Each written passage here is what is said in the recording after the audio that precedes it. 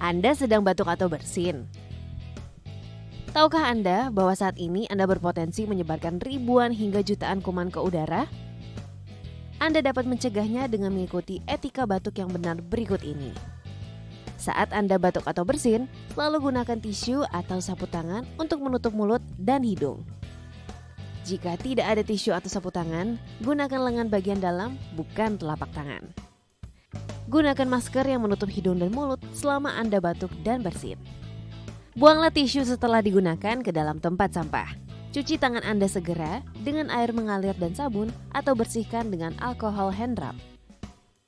Jangan membuang ludah atau dahak di sembarang tempat. Dengan menjalankan etika batuk ini, maka kamu ikut membantu untuk mengendalikan infeksi di sekitar kita.